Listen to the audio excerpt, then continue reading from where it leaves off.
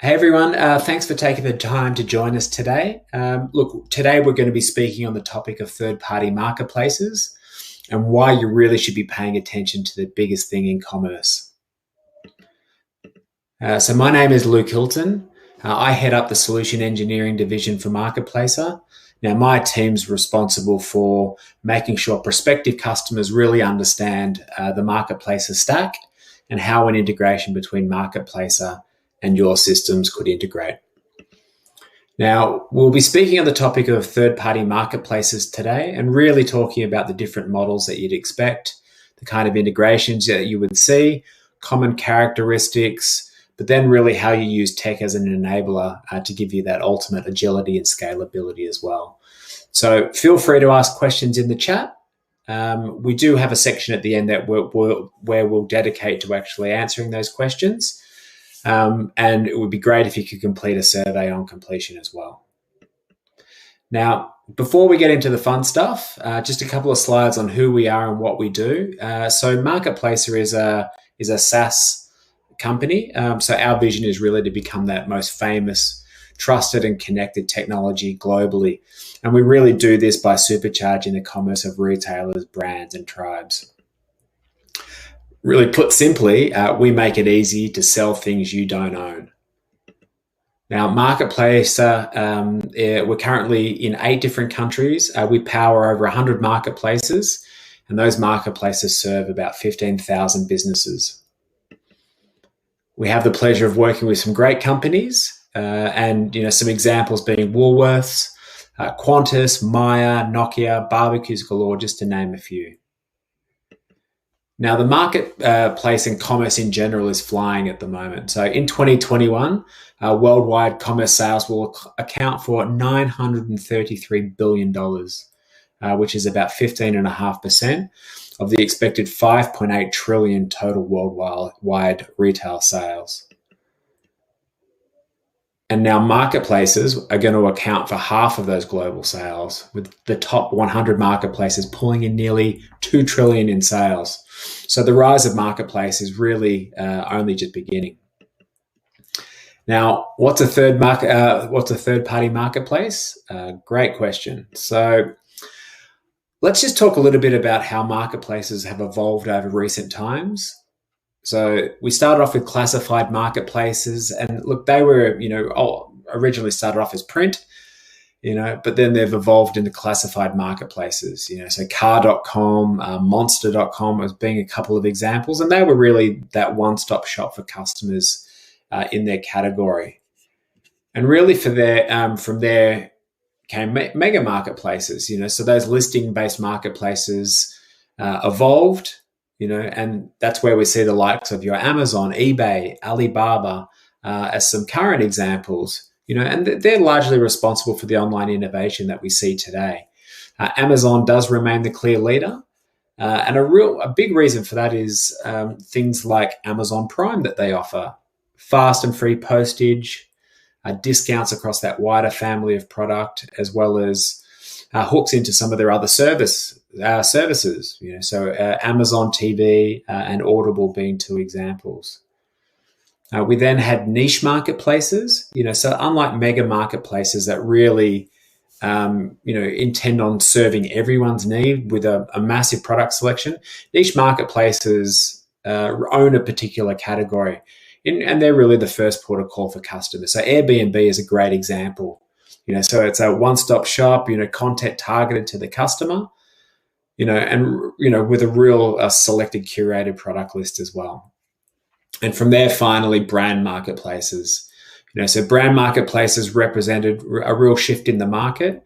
I'm showing my age a bit here, but I've been in commerce for 15 years, and I remember early on, the thought of brands going direct, there was a lot of fear, especially from those brands, the fear of cannibalizing channel sales or being removed from a retail store shelf. But thanks to the likes of brands like Adidas and Nike and Bonobos, amongst many others, those fears are gone. And really for brands, going direct to the consumer offers a couple of real key advantages. One, it leads to better margins. And two, it really allows them to deal direct with the customer, collect customer data, and better understand the customer. You then overlay that with a marketplace strategy, where you've got the existing products from the brand, but you're overlaying that with complementary products from third-party sellers, and you really have a competitive advantage. Now, characteristics of a third-party marketplace include, things like, selling those products, selling and showcasing products and services from multiple third parties.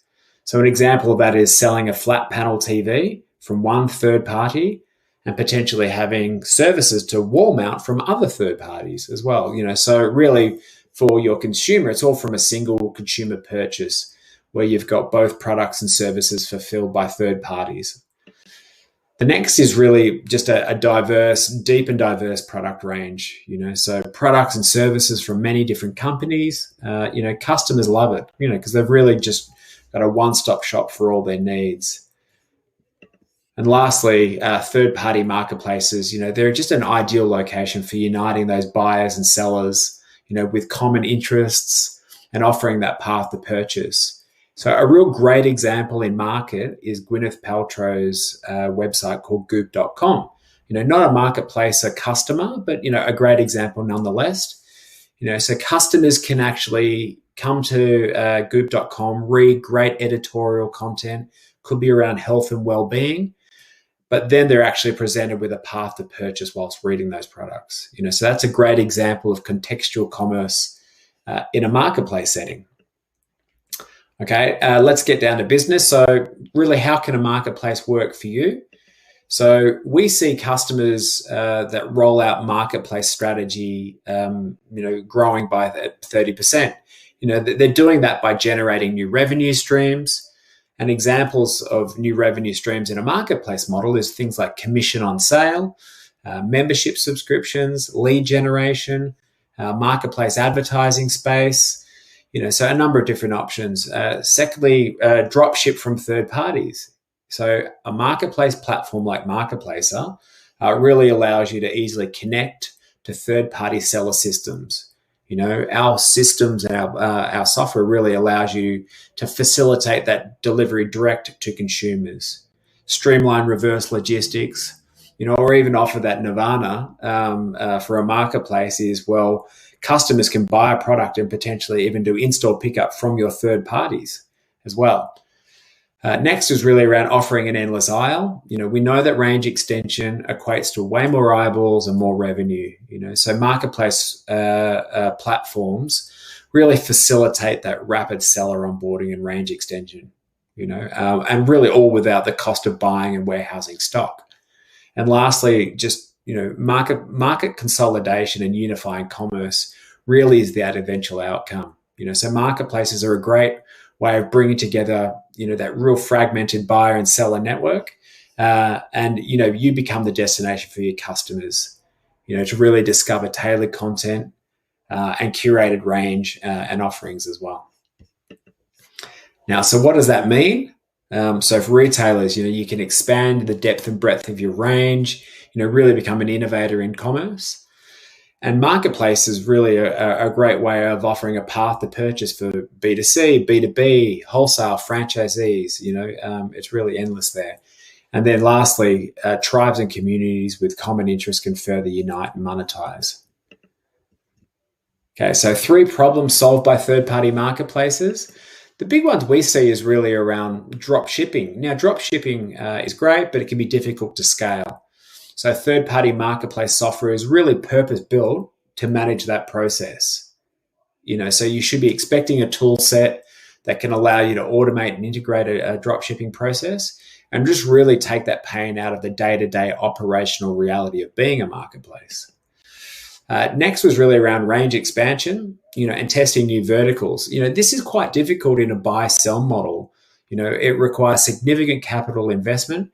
You need to buy the stock, you need to put the stock in a warehouse, stock your shelves, and really that process does make it difficult to pivot and react to market changes. Now, third-party marketplace software offers a real de-risked approach for testing and trialing.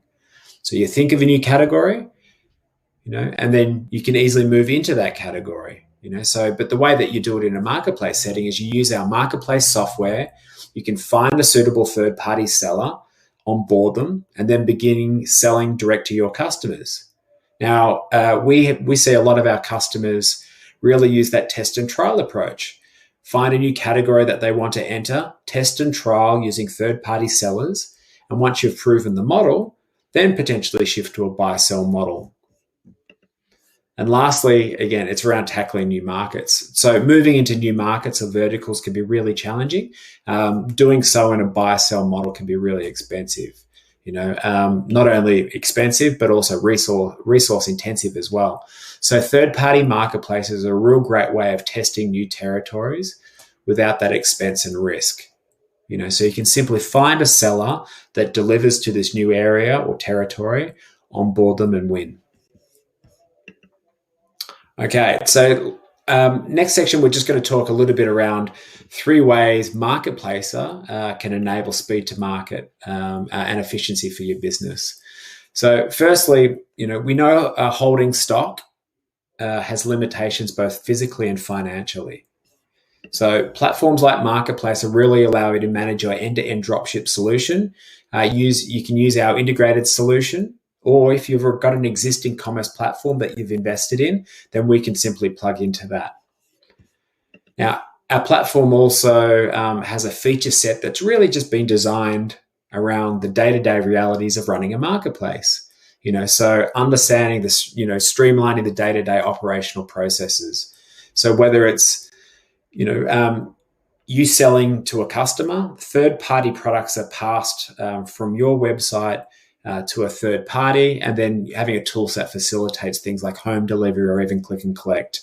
We have a tool set that, allows you to really manage that last mile experience. So making sure that you understand and can manage things like cancellations, refunds, and returns modules as well. And we have a rapid integration approach with between your front end and sellers. Now you can do that through our API first approach and really scale without limits. So we have a great example in market of someone that's rolled out and optimized their dropship model. That client is Maya. And so that's a great example of range extension and streamlining dropship. So Maya was able to switch on 57 retailers and over 20,000 products. Next was really around event-driven architecture. So those that aren't familiar with event-driven architecture, I guess really take notice. This is a real shift in the market. And it allows you to use events and push these events at a decoupled system or service.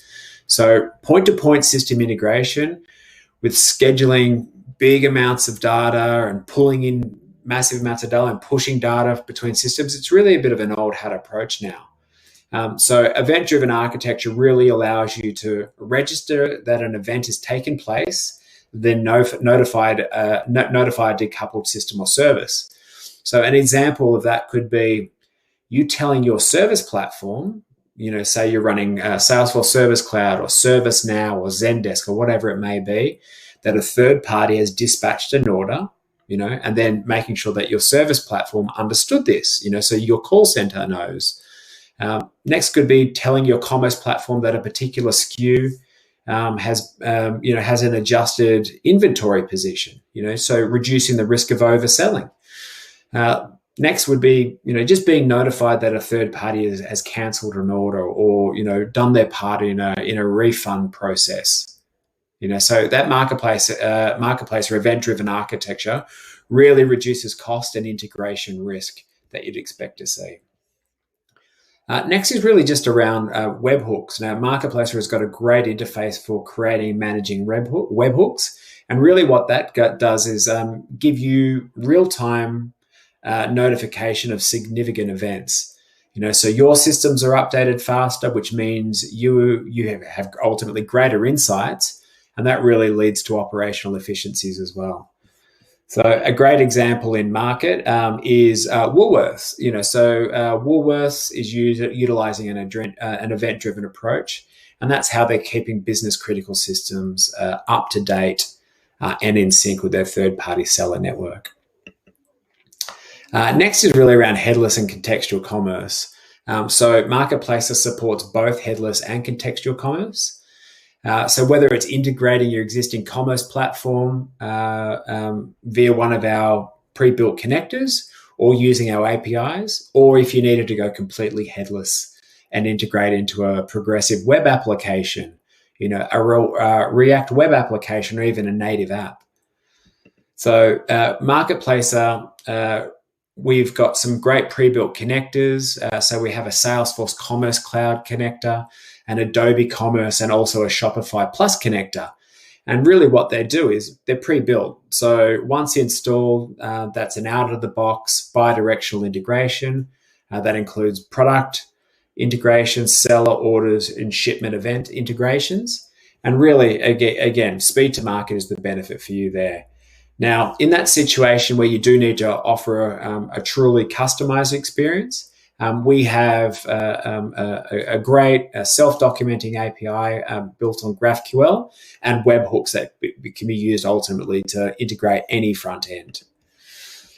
Next is really just around, how you can, I guess, if you have a captive and really engaged audience, so you might have a community, you might have editorial content, a great following where people are, but not necessarily a path to purchase. So these large audiences with a niche following are great. So what you can actually do there is use the marketplace or API, and as people are, I guess, truly engaged and reading the content, you can present them with product purchasing options as well. So a great example in market is FishBrain. Now, FishBrain is the Instagram of fishing. Okay, so they've got over 15 million people worldwide using their platform. And the general idea is you catch a fish, you upload the photo, and you indicate the lure rod used, and then I guess as someone is viewing that product, what Marketplace or in FishBrain have put together with their integration is, again, as someone is viewing a post, they can see what rod and reel were used, and they're presented with a path to purchase using contextual commerce. So a really great example in market of that.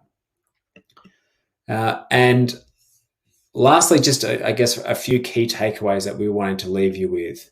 So why? Generate new revenue streams. So a third-party marketplace allows you to monetize your third parties. Okay, you can have, that could be commission on sales, monthly subscription membership, lead generation, selling ads, and what we see is customers that adopt a marketplace strategy grow by 30%. Next is really just around, range extension. So you have the ability to offer an endless aisle and drop ship from third parties. So our platform facilitates things like rapid onboarding and range extension. We have all the tools in place. It's very easy to onboard third-party sellers, but then also, again, we have an API-first approach. So very easy to actually go through and do integrations with third-party systems and sellers as needed. And lastly, I'll put this simply, using connectors are your friend. So custom really and truly is a dirty word. There shouldn't necessarily be much requirement for custom integrations, point-to-point integrations. They're difficult to scale and difficult to grow. So we have a great suite of third-party connectors that connect to existing commerce platforms or point-of-sale systems of third parties. And by using those, you can do integrations in hours and days, not weeks and months. So an obvious benefit there from a speed to market point of view. But then secondly, again, if you have an existing commerce platform, we have a series of commerce connectors that you can be used. So currently across Salesforce, Shopify, and Adobe Commerce. So really what that gives you, not only for if you have invested in your own front end, a great way of continuing to use that investment, but integrated in a much simpler way. And we regularly see clients that roll out marketplace strategy using our connectors can put a marketplace strategy in place in less than 12 weeks. So a great, compelling reason for you to get on board as well. Okay, well, look, really hope that you found that useful. Thanks so much for joining us today. So we're going to open up for questions now. So thanks very much.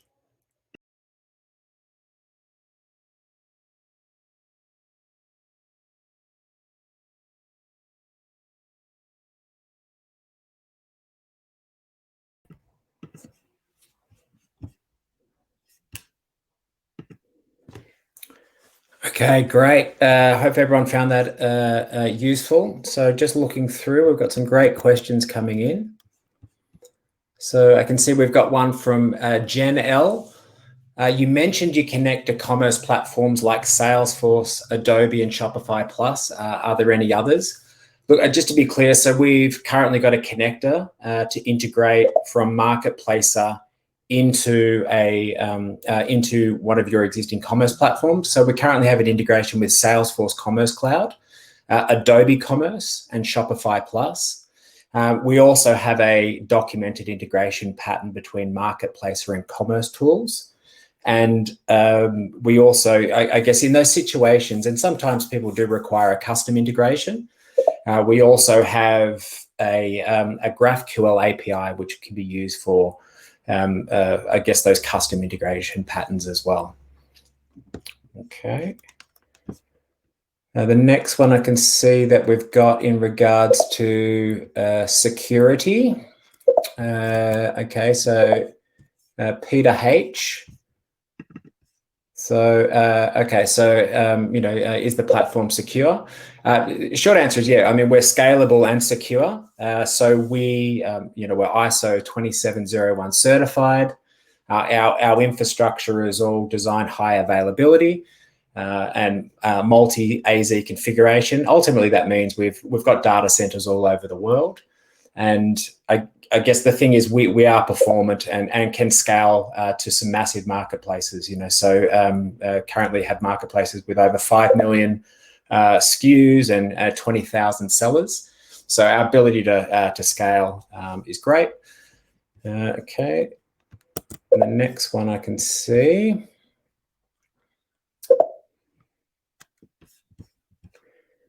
Give me one moment.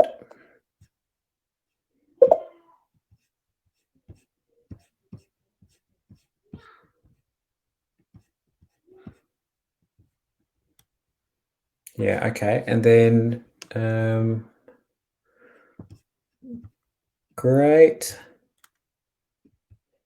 And then from a seller point of view, okay, so great question. So really, our reason for being is really around giving you that tool set to really onboard sellers. So we have a question from Mike B, and it's really just around, I guess, different options for onboarding sellers. So you can use the Marketplacer interface for creating sellers, and you can be doing that one by one. But I guess for those more enterprise use cases, you may want to do your seller onboarding through an internal system. And that internal system, it could be a financial system. You might have your own internal KYC, know your customer KYC, anti-money laundering processes. So it is possible to actually originate those sellers internally through an internal system and then push those approved sellers into Marketplace. So that's one way. So quite flexible in that sense. But then as far as, I guess, the different ways that a seller can connect in as well, we have our tool called mConnect, and that allows a seller, if they're using a complementary commerce or point of sale system. So examples being Adobe Commerce, BigCommerce, Shopify, as just 3 examples, and there's a number of them. What that really allows them to do is connect their existing direct-to-consumer channel into their assigned seller portal. And then what that really allows you to do is push in, they can create their products within their existing commerce platform and push those products in to Marketplacer in an automated fashion. And then as orders are being created in the marketplace, we break down those orders into separate fulfillment orders and push them through from Marketplacer onto the sellers. And they can just pick, pack, and ship an order just like anyone as well, which is great. Okay, so great question.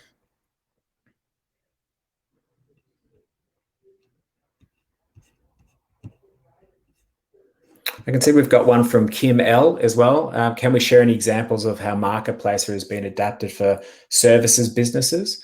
I mean, a great example in market is Bike Exchange, and that's a mix of, I guess, people physically selling product and service providers offering services for the bicycle market as well.